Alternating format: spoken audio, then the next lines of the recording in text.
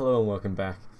A great text must first be a universal text, and for me, the opportunity for emotional connection with a text through its reflection on my human experiences is really what defines its worth. This is what I see in Woody Allen's Midnight in Paris and Tim Winton's Havoc and The Weight and the Flow. Three texts broadly distributed in content and mode, but so similar in how they reflect on human experiences. And they achieve this by discussing our desire to return to the past. Now, if you've ever sympathised with this, you'll surely want to know, what's the nature of this desire? Why do we turn back, and how can I make the most of the present? The human qualities reflected and discussed in Havoc, specifically the underlying nature of our decisions, are in my opinion why the text achieves such universality. Havoc is about a life in accidents. Tim Winton's early life was full of them, yet the message of the chapter is more universal. All lives are always shaped by accidents, and for Winton, his father's job as a police officer let him see this clearly. When he was out on the road, I could sense a fear of havoc in my mother's face. Here he metaphorically projects his own fear onto his mother to highlight it as a pivotal emotion in human decisions, suggesting that rationality is more often than not an illusion that conceals emotions, and alluding to how inevitably this makes our present full of fear. What Winton insinuates and Woody Allen stresses is that this turns us back to the past. You know, nostalgia is denial. Denial of the painful present.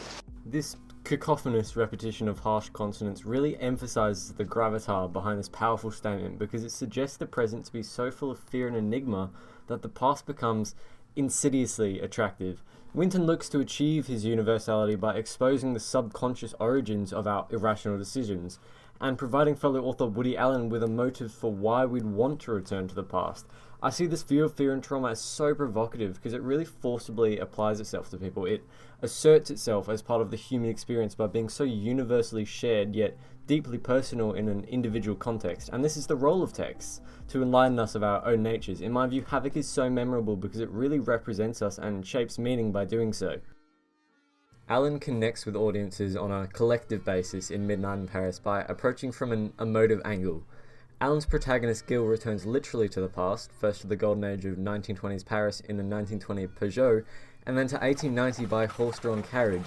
Allen dazzles us with flashy, happening 1920s Paris, but the people there are unsatisfied, and when Gil and love interest Adriana take their carriage to La Belle Époque, Gil is disillusioned of the seductive nature of time travel when he realizes that even the socialites of the beautiful age see the Renaissance as the golden age. He begs Adriana to come back to the present with him. Yeah, that's, what the present is. It's a little unsatisfying because life's a little unsatisfying.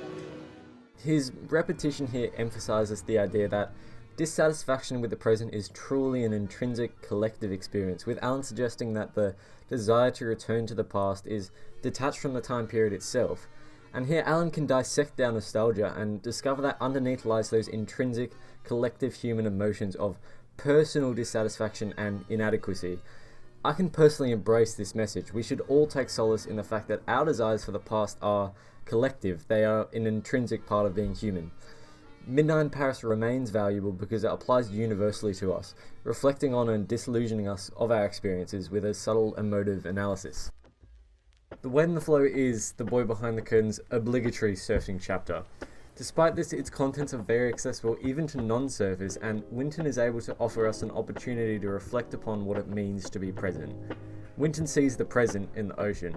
The surfer is patient with the present. The wider culture expects you to hurl yourself at the future. Surfing offers a chance to inhabit the present. Winton doesn't have time to be hurled along his wave and at the future. The hyperbole emphasizes society's obsession with the past and future, contrasting it with the connection surfing affords him to the present, to suggest that looking to the past with rose-tinted glasses degrades your connection to reality. So rather than escaping the present, Winton encourages us to escape the past to return to the present. I have to agree with him. When I surf, there's no time to think about the past. I feel like our tendency to look backward must be one of the great anomalies of human behaviour. You need to be in that meditative state between weight and flow in order to live life to the fullest, and Winton offers us an opportunity to realise and reflect upon the central dogma of the human experience in The Weight and the Flow.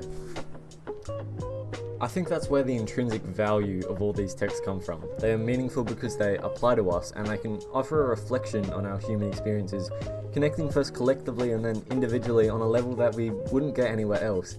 And perhaps we can take this reflection and use it to turn back to the present, to what you're doing now, and not what you're doing later.